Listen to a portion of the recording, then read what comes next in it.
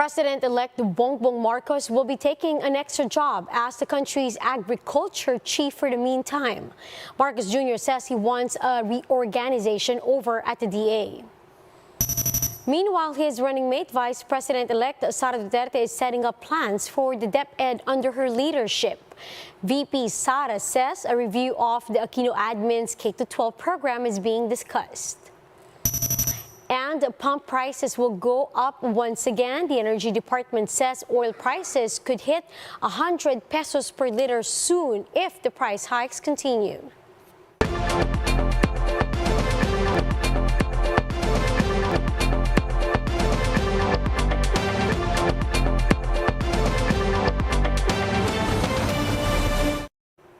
Fast, focused, and fearless. Here's a roundup of stories we're watching now. I'm Riza Diaz. President-elect Bongbong Marcos says he will take over as Agriculture Secretary for the meantime. Mobile journalist Julie Baisa is with us over the phone to get more details or to give us more details on this. Julie, good evening. Good evening, Riza.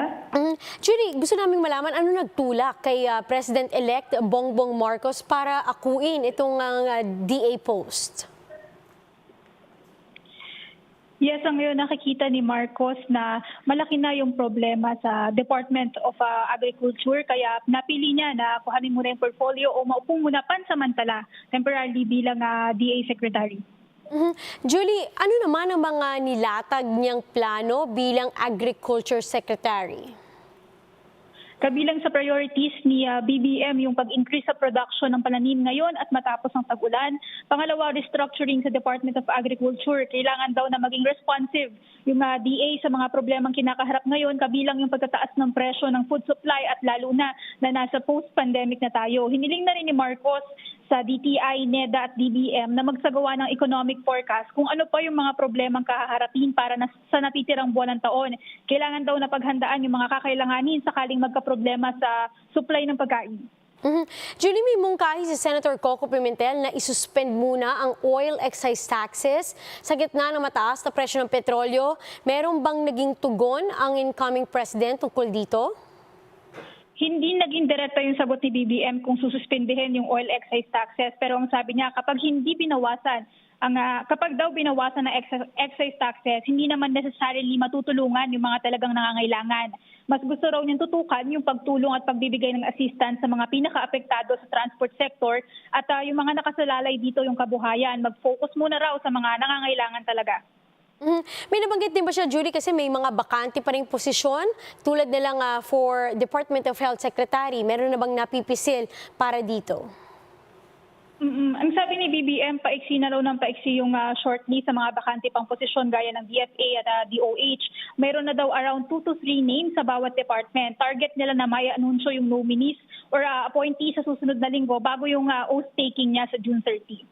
Maraming salamat. That was our mobile journalist Julie Baisa reporting live from Mandaluyong. Meanwhile, thousands of supporters of Vice President-elect Sara Duterte stood for hours just to witness her inauguration on Sunday.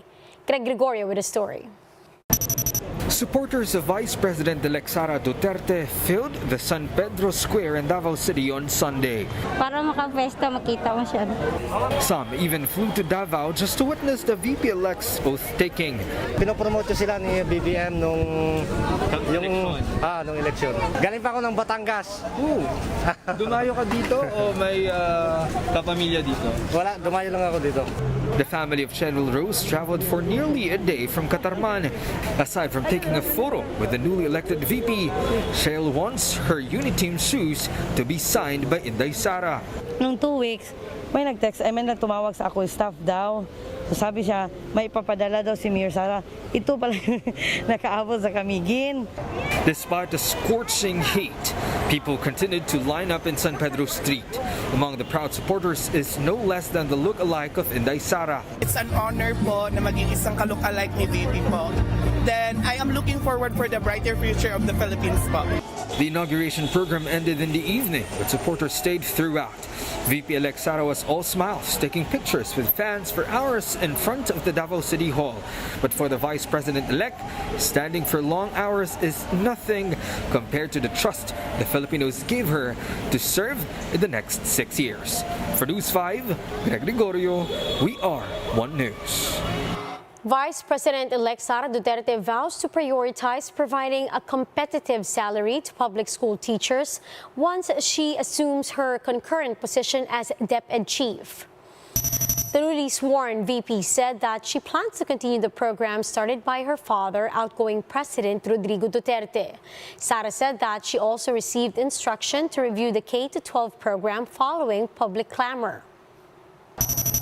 That is something na kailangan pag-usapan, na it cannot be decided overnight.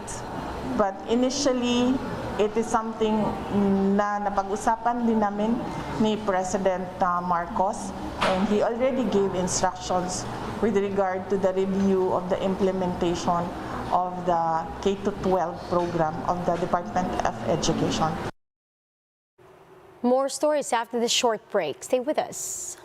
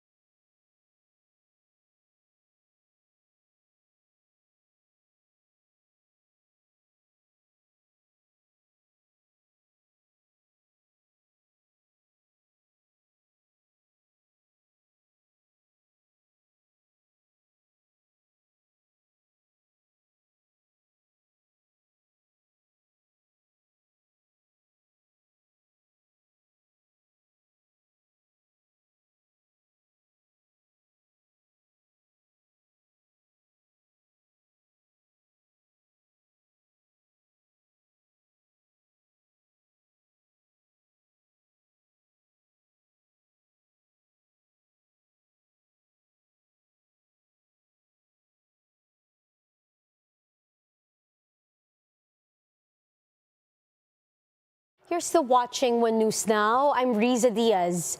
A large number of TNVS drivers have opted not to get back on the road as oil prices keep going up. Jera de la Peña has a report.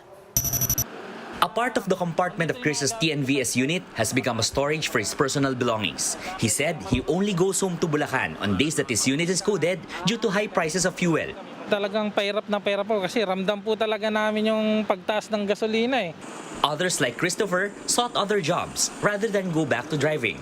Pag nasa Grab ako, aasa ako sa job na darating sa akin. Kung walang pasahero, abono pa ako gasolina, abono ako ng boundary.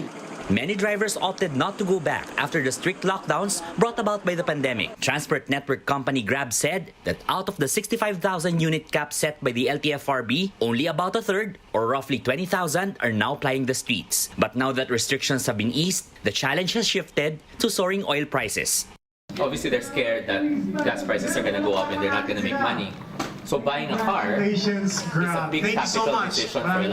To somehow help its drivers, Grab is asking the LTFRB to raise the flag down rate by 20 pesos. Because of the low supply of TNVS units, commuters like Micah find it difficult to get a ride. Minsan matagal eh. May mga, if ever na may makuha ka, meron magka-cancel, ganun. Starting Tuesday, motorists will have to shell out more for fuel. Prices of gasoline will go up by 80 centavos per liter, diesel by over 3 pesos, and kerosene by 1 peso and 70 centavos. The Energy Department attributed this to weak peso, higher importation costs, and other factors. Bagyang lumiit ito, no? And we're expecting na lilit nga. Kaya lang ang bayaran ho ay nasa dolyar, no? At biglang tumaas ho ang presyo ng dolyar last week. Kaya yung multiplier ho natin sa dolyar, hindi ho constant tumaas. Kaya i-multiply mo yung per barrel, tumaas yung net effect niya. Ayun ho ang isang rason kung bakit talagang bagyang tumaas ulit. With oil prices still on the rise, groups representing different public transportation modes are all calling for fare increases to offset the impact of high pump prices on their livelihood. For News 5, Gerard de la Peña, we are One News. The Energy Department says that the Philippines cannot easily get oil supply from Russia. In a public briefing, DOE Undersecretary Gerardo Erguiza said that Russia's offer to help with the Philippines' energy requirement comes with a few concerns. He explained that such an agreement requires a deposit, which takes at least a year to be approved. The transaction should also fall under a government-to-government arrangement, which is a problem since oil companies in the Philippines are privately owned.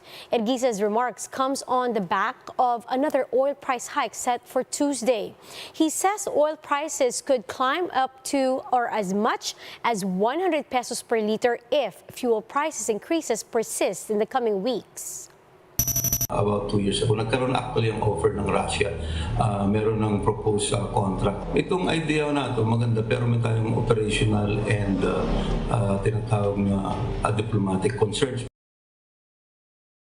Now here's a quick look at today's other top stories. The Philippine peso further weakened against the U.S. dollar on Monday, closing at 54 pesos against the greenback, its lowest level since October 2018. The Health Department says guidelines for the rollout of booster shots for teens will be released later today. Minors aged 12 to 17 with comorbidities are first in the priority list and will be vaccinated with Pfizer shots. And Philippine Athletics Track and Field Association Chief Philip Wico has resigned from his post. However, he will remain as part of PATAFA's board after he was elected as their chairman emeritus. Former PATAFA Executive Vice President Agapito Capistrano will take over Wico's term, which will end on November 2024. Now, for more updates, visit News 5, the Philippine Star, and Business World Online. Visit our website, onenews.ph, for more in-depth analysis. You can also catch One News on Signal Play app. Register for a free account now at www.signalplay.com and stream One News live anytime, anywhere. Mask on, wash hands, and stay safe, Philippines. I'm Riza Diaz. We are One News.